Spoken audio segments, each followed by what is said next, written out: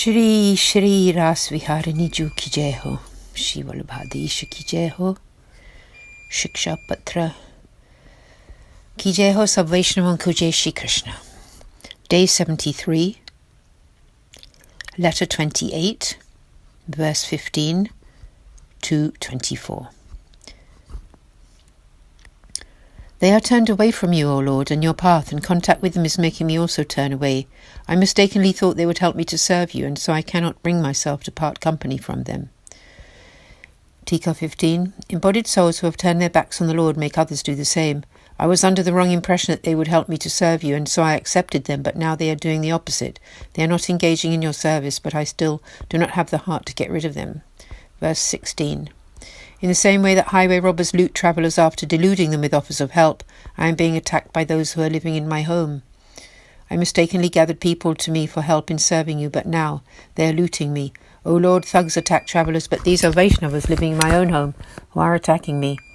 Verse 17. A person fallen into a disused well would suffer deep distress from the croaking of frogs. In this same way, I am suffering great misery, hearing the ugly speech of those living in this house.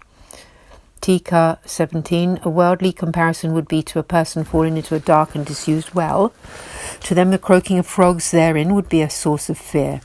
In the same way I am feeling great fear, arising from the ugly speech of those living in my house. Hearing their copious banter is bringing distress to my mind. Verse 18. For how many more days are you going to ignore me? I am so impure. Is that why you avoid me?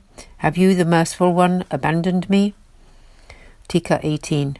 Therefore, O Lord, I am sad. Are you avoiding me, or knowing me to be so full of impurity, have you given up on me? This much I know, that you are merciful and so will never leave me completely. Sri Gosaiji has written in his Vigyapti treatise, my heart is impure because it is not dedicated to you alone. My speech is tainted by talking rubbish. My body is impure because it is not properly employed in your service. My actions are all mundane. My intelligence is impure because I worship you, but not with an innocence of mind. O Lord, please pay no more attention to my endless faults, and just shower your grace upon me. Verse 19.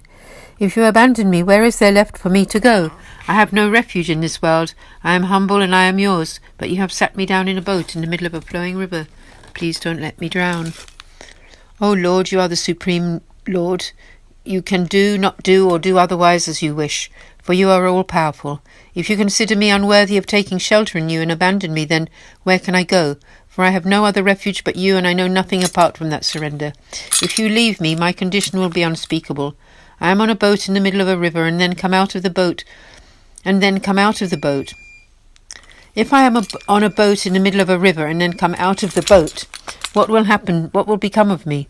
The boat needs a helmsman to steer it to the shore, and that is the only way it can be guided. In the same way I am in the boat of the path of grace, so now please do with me as you think fit. Verse 20. Why did you grant me birth within Sri Vallabhacharyaji's lineage? But you did, and so now please bless me, knowing me to be replete with impurity.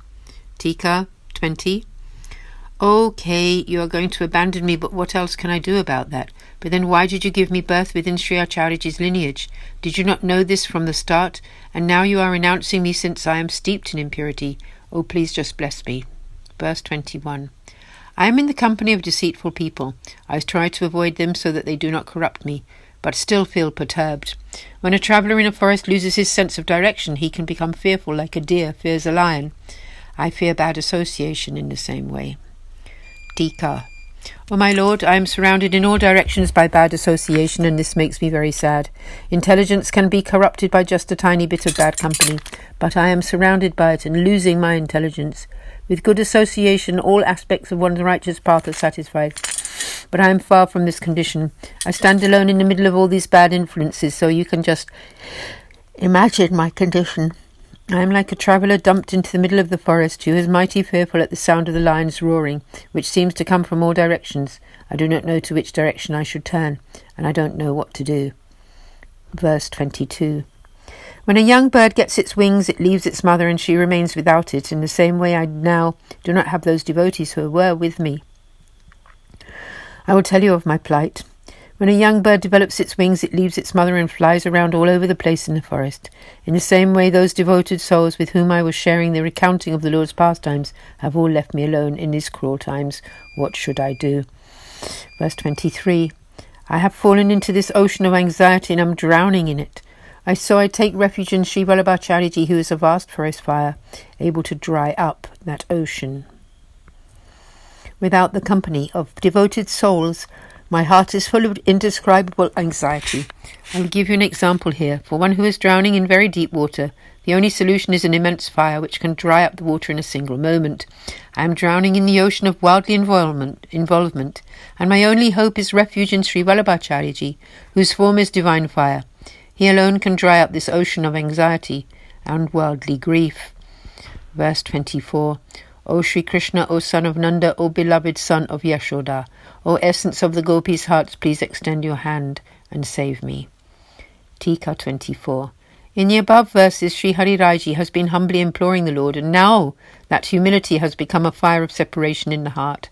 Having lost his body consciousness through this deep mood of separation, he now calls out, O Krishna. This first name indicates the highest devotional reward and expresses the love for him of the Shruti Rupa gopis, who are the incarnate forms of the Vedic texts, who wish to experience the subject of their verses. O son of Nanda.